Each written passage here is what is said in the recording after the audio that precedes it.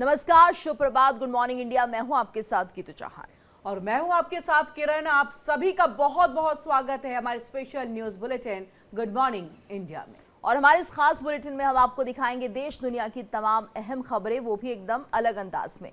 बड़ी और अहम खबरों के साथ हम आपको बताएंगे देश का मूड, आम आदमी के लिए जरूरी बातें। और इसके अलावा गुड मॉर्निंग इंडिया में आप देखेंगे सोच की बात, जहां हम आपको बताएंगे वो खबर जो सबसे ज्यादा चर्चा में है, जो देश में बहस का मुद्दा बनी हुई है। और फिर बात होगी दुनिया की, जहां हम आपको दिखाएंगे दुनिया की तमाम बड़ी खबरें। तो आइए शुरू करते हैं आपका खास बुलेटिन गुड मॉर्निंग इंडिया।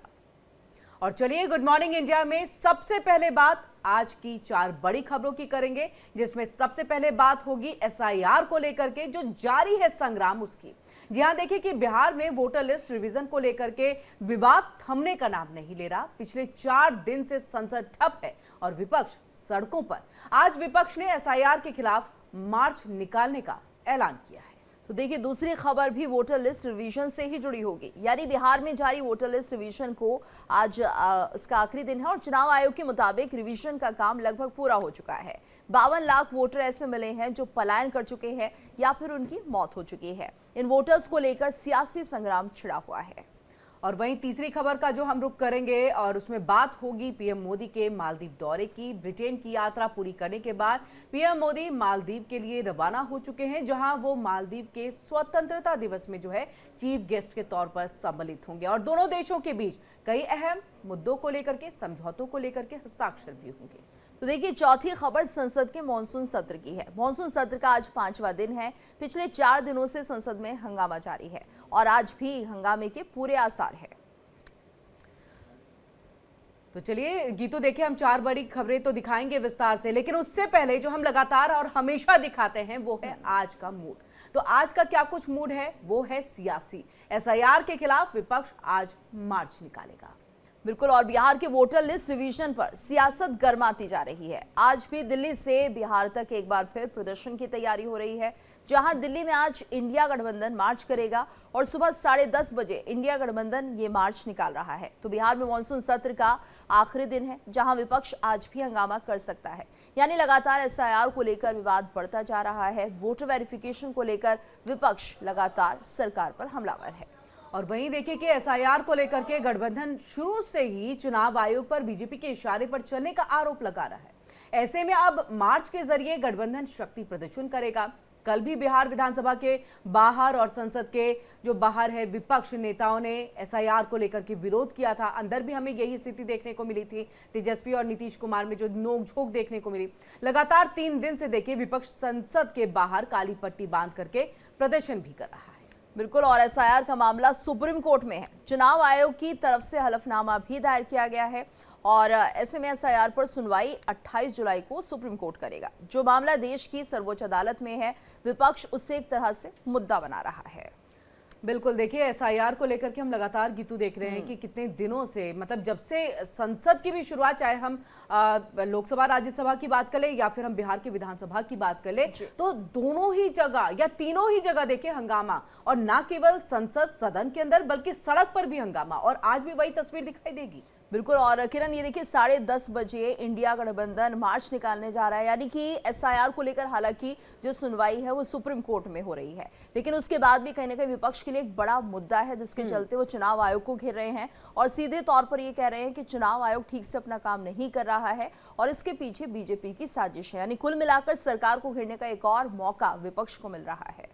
और बिल्कुल इस मुद्दे को छोड़ना यहाँ पर विपक्ष नहीं चाहते, क्योंकि बिहार में चुनाव है और आने वाले दिनों में अपना अगर एक तरह से स्ट्रॉन्ग स्टेप के तौर पर देखा जाए तो ये एसआईआर का मुद्दा, अपराधियों का मुद्दा, साथ ही साथ अगर हम बात कर ले पहलगाम मुद्दे पर भी देखिए राज्यसभा लोकसभा के अंदर में किस तरह से हंगामा जारी है।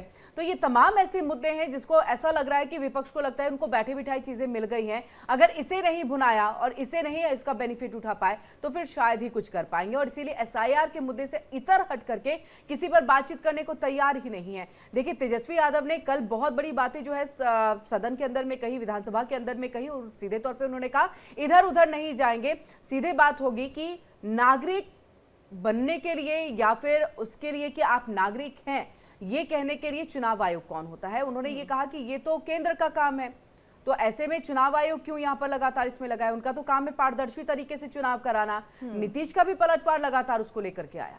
बिल्कुल लेकिन किरण ये देखिए, जिस तरह से चुनाव आयोग ने सीधे तौर पर ये कह दिया था हम एसआईआर कर रहे हैं, लेकिन इसमें सभी दल आमंत्रित है। यानी जब हम इस काम को कर रहे होंगे आप हमारे साथ रहिएगा, और इससे ज्यादा पारदर्शिता चुनाव आयोग मुझे नहीं लगता है कि कर पाएगा, क्योंकि उन्होंने सीधे तौर पर कह दिया हम जहां जहां वोटर वेरिफिकेशन कर रहे हैं आप हमारे साथ चलिए, वहां पर देखिए किस तरह से काम हो रहा है। किसी भी तरह की अगर आपको लगता है कि दिक्कत है, समस्या है, तो फिर आगे आप उसको लेकर बात करिए। लेकिन मुझे लगता है कि विपक्ष के पास शायद इससे बड़ा मुद्दा नहीं है। लेकिन यहाँ पर अगर किरण बिहार की राजनीति की हम बात करते हैं तो देखिए एक बड़ा असर दिखाई देगा कि आप बिहार के मुद्दों को लेकर जनता के बीच नहीं जा रहे हैं, आप जा रहे हैं चुनाव आयोग के मुद्दे को लेकर, क्यों आप नहीं चाहते एसआईआर हो। और इसलिए कहीं ना कहीं जनता भी समझ रही है कि विपक्ष के पास सरकार को घेरने के लिए मुद्दे नहीं है। बिल्कुल। और देखिए इसी को लेकर के चिराग पासवान ने भी तेजस्वी यादव के कई बयानों पर जो है वो पलटवार कर दिया था। ये कहा था कि पता है विपक्षी दल को कि वो चुनाव जीत नहीं सकते, और यही वजह है कि एसआईआर को मुद्दा बना रहे हैं, चुनाव आयोग को मुद्दा बना रहे हैं, वोटर्स को यहाँ पर मुद्दा बना रहे हैं कि आपकी जो वोटिंग का अधिकार है उसको तो छीन लिया जाएगा। लेकिन चुनाव आयोग ये हमेशा से कह रहा है कि इससे बेहतर और वक्त हो नहीं सकता था। मुझे लग रहा है कि चुनाव आयोग पे भरोसा करना चाहिए। एक स्वायत्त संस्था है, संवैधानिक संस्था, और ऐसे में उन पर भरोसा करना जरूरी भी है। बिल्कुल बहुत ज़रूरी है। और अगर चुनाव आयोग को ही आप कटघरे में खड़ा करेंगे तो आप जाहिर सी बात है चुनाव को किसी भी तरह से नहीं मान सकते हैं कि उसमें ट्रांसपेरेंसी बढ़ती जा रही है। चलिए किरण आगे बढ़ते हैं और बात करते हैं आज आम आदमी के सवाल की। तो देखिए बात करें बिहार में वोटर लिस्ट रिवीजन की, तो आज फॉर्म जमा कराने का आखिरी दिन भी है, और ऐसे में बिहार में वोटर लिस्ट रिवीजन का ये आखिरी दिन है। अगर आप बिहार से हैं और आपने अपना फॉर्म जमा नहीं किया है तो शाम तक अपने फॉर्म को आप जमा कर लीजिए।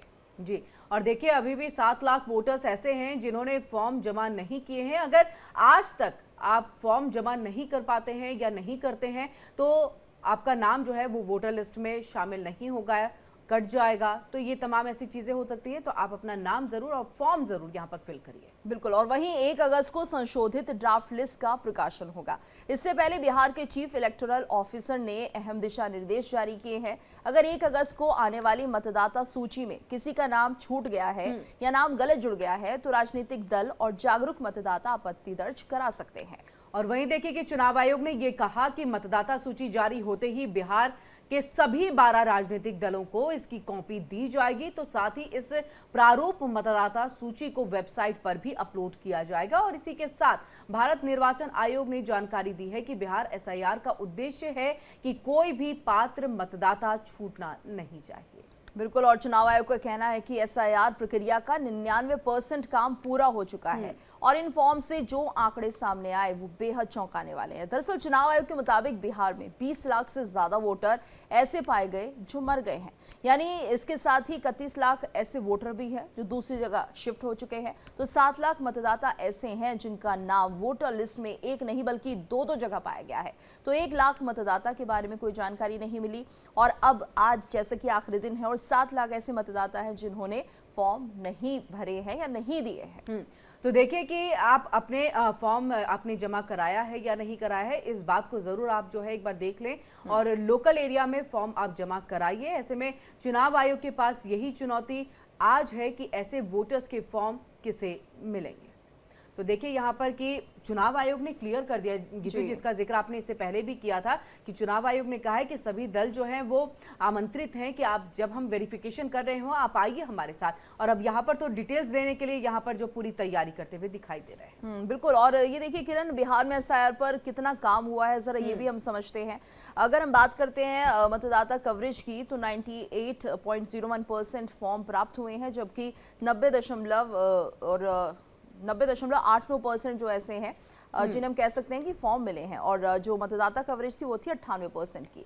वहीं मृत मतदाताओं की अगर हम बात करते हैं तो ये आंकड़ा है 20 लाख। और अगर हम बात करते हैं उन लोगों की जो कहीं और शिफ्ट हो गए हैं तो ये तकरीबन 28 लाख लोग ऐसे हैं। और एक से अधिक जगहों पर जिन्होंने वोट किया है वो आंकड़ा है 7 लाख मतदाताओं का, और जिनकी जानकारी नहीं है वो है 1 लाख। यानी वोटर्स के फॉर्म मिलना बाकी है, वो संख्या है 15 लाख। बिल्कुल, ये अपने आप में बड़ी बात है कि 7 लाख अब जो है ये वोटरों के फॉर्म जो है वो मिलना बाकी है, यानी कि इसमें अब धीरे धीरे जैसे देखिए अपडेट, क्योंकि जानकारी दी गई है तो चीजें अपडेट जो है वो हो रही हैं। और इसी के साथ देखिए विपक्ष को यहाँ पर जब कहा गया है कि हम पूरे डिटेल्स देंगे, हम वेबसाइट पर भी अपलोड करेंगे, तो भरोसा करने की जरूरत है। और ऐसे में देखिए पूरी जानकारी हमने आंकड़ों के साथ जो है वो पहुंचाई है यहाँ पर लोगों तक कि बिहार में जो SIR अभी किया जा रहा है वो आंकड़े क्या है डाटा, चुनाव आयोग की तरफ से ये सब कुछ दिया गया है कि किस तरह से 1 लाख वोटर्स जो है इनके बारे में अभी तक कोई जानकारी नहीं है। कई लोग जो है शिफ्ट हो चुके हैं, उनका स्थायी पता जो है वो बदल गया है, बट उन्होंने चेंज नहीं कराया है। तो ऐसी कई सारी तस्वीरें हैं जो अब SIR के दौरान निकल करके सामने आ रही है। मुझे लग रहा है यही पारदर्शिता गीतू जो है, जिसकी मांग जो लगातार विपक्ष कर रहे थे, बिल्कुल है, लेकिन शायद विपक्ष को अभी भी भरोसा नहीं, क्योंकि मुद्दा है ना किरण, इसलिए शायद मुझे लग रहा है कि विपक्ष अभी और इस मुद्दे को बढ़ाना चाहता है। देखिए वहीं RJD नेता तेजस्वी यादव ने वोटर वेरिफिकेशन को लेकर किस तरह से इसी पर सवाल उठाए, क्या कुछ कहा, जरा सुनाते हैं अपने दर्शकों को। नहीं तो अपने आप को वो कैसे साबित कर पाएंगे? तो डॉक्यूमेंट का एक खेल तो है, और बोला गया कि निष्पक्ष चल रहा है, अंगूठा नहीं मारा जा रहा, क्या वोटरों का साइन BLO नहीं कर रहा, एक जगह बैठ करके हजारों लाखों फॉर्म भरे जा रहे हैं, किसी और का साइन किया जा रहा है, अंगूठा मारा जा रहा है, अपलोड किया जा रहा है। कई वीडियोस हम लोगों ने देख लिए, उदाहरण है, जलेबियां खा रहे हैं लोग, फेंक रहे हैं, कूड़ेदान में फेंक रहे हैं फॉर्म। ये पारदर्शिता है, ये प्रोसेस को ठीक मान रही है सरकार, यानी फर्जीवाड़ा हो रहा है पूरी तरीके से, केवल संख्या को पूरी करने के लिए, यानी सरकार जो है फर्जीवाड़ा करवा रही है। इसलिए सरकार जो है इलेक्शन कमीशन का जो है पक्ष ले रही है। देखिए जी बिल्कुल गीतू कंटिन्यू। और देखिए प्रधानमंत्री नरेंद्र मोदी 2 दिवसीय मालदीव यात्रा के लिए भी रवाना हो गए हैं और ये उनकी तीसरी मालदीव यात्रा होगी। यहाँ वो मालदीव के राष्ट्रपति मोहम्मद मुइज्जू के न्योते पर जा रहे हैं। तो मोदी 26 जुलाई को मालदीव के 60वें स्वतंत्रता समारोह में मुख्य अतिथि के तौर पर शामिल हो रहे हैं किरण। और इस दौरान देखिए कि भारत और मालदीव के बीच में राजनयिक संबंधों की स्थापना के 60 साल पूरे होने का जश्न मनाया जाएगा। मोहम्मद मुइजुद्दीन नवंबर 2023 में राष्ट्रपति बने थे और उसके बाद से ही किसी विदेशी नेता की ये पहली आधिकारिक यात्रा है। और इस दौरान डिफेंस और रणनीतिक क्षेत्रों में कई समझौते होंगे और उस पर हस्ताक्षर भी किए जाएंगे। और महज एक औपचारिक उपस्थिति नहीं होगी, बल्कि भारत और मालदीव के बीच जो है संबंधों में एक नए युग की शुरुआत का प्रतीक भी होगी। और बिल्कुल देखिए 1.5 साल पहले दोनों देशों के बीच जो कूटनीतिक तनाव पैदा हुआ था, उसकी तुलना में आज का वातावरण सहयोग और आपसी विश्वास पर आधारित एक मजबूत साझेदारी की ओर इशारा करता है। और मोहम्मद मुइजुद्दीन नवंबर 2023 में राष्ट्रपति बने थे और उसके बाद से ही किसी विदेशी नेता की ये पहली आधिकारिक यात्रा। और इस दौरान देखिए कि डिफेंस और रणनीति जो हम लगातार बता रहे हैं गीतू कि किन किन क्षेत्रों में जो है दोनों के बीच में जो है बातचीत होगी, हस्ताक्षर होंगे, MOU जो है वो साइन किया जाएगा। और ऐसे में देखिए कि ये समझौते जो हैं भारत की नेबरहुड फर्स्ट पॉलिसी के तहत है। तो नेबरहुड तो हम वैसे भी मानते ही हैं कि जो हमारे पड़ोसी हैं हम उन्हीं को प्राथमिकता भी देंगे, उनको प्रायोरिटी देंगे। और देखिए उसी के तहत मालदीव को भी जो है वो लिया जाता है। और इसी पॉलिसी के तहत देखिए मालदीव के साथ विकास साझेदारी को और मजबूत करेंगे। और मोदी इस यात्रा के दौरान भारत के सहयोग से तैयार कुछ प्रोजेक्ट्स का उद्घाटन भी कर सकते हैं। बिल्कुल। और देखिए किरण, जिस तरह से हमने देखा था कि पिछले 1.5 साल पहले जब रिश्ते लगातार कहीं ना कहीं तनावपूर्ण हो चुके थे मालदीव और भारत के बीच में, और इसकी वजह था चीन, क्योंकि कहीं ना कहीं एक दबाव मोहम्मद मुइज्जू पर था उस वक्त, और वो चाहते थे कि भारत के साथ जितने भी रिश्ते हैं उन्हें ख़त्म कर दिया जाए, और कोशिश भी की गई।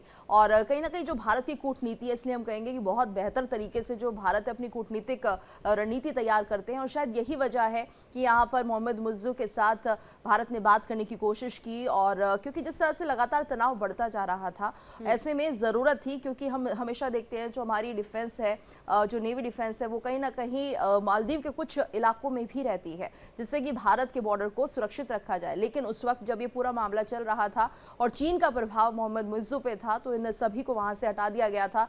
और ये उस वक्त एक टेंशन की बात हो गई थी, समझ नहीं आ रहा था कि किस तरह से इसे डील किया जाएगा।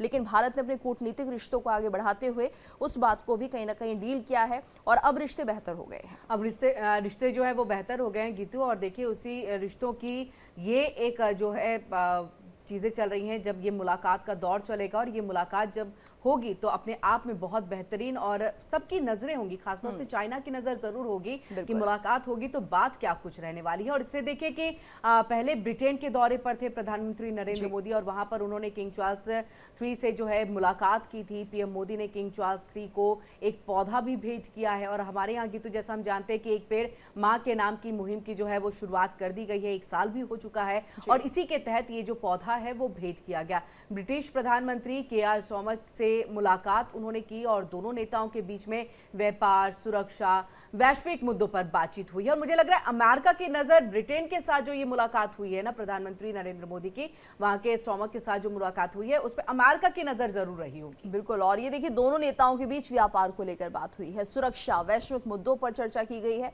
तो सबसे बड़ी खबर थी भारत और ब्रिटेन के बीच मुक्त व्यापार समझौते की यानी एफटीए पर हस्ताक्षर की और ये डील ब्रेक्सिट के बाद ब्रिटेन के लिए सबसे अहम मानी जा रही थी और इसके तहत 99% भारतीय सामान ब्रिटेन में अब बिना टैक्स के ही जाएगा।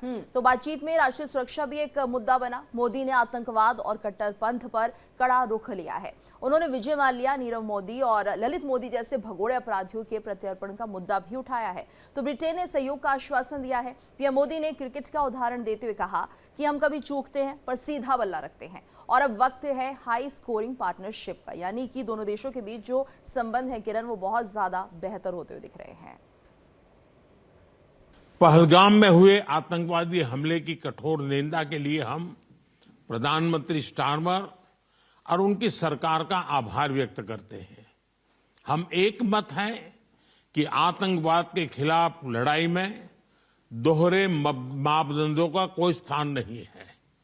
हम इस बात पर भी सहमत हैं कि एक्सट्रीमिस्ट विचारधारा वाली शक्तियों को डेमोक्रेटिक फ्रीडम का दुरुपयोग नहीं करने दिया जा सकता। Those who misuse democratic freedoms to undermine democracy itself must be held account. Economic offenders के प्रत्यार्पण के विषय पर भी हमारी एजेंसी सहयोग और समन्वय से काम करती रहेगी।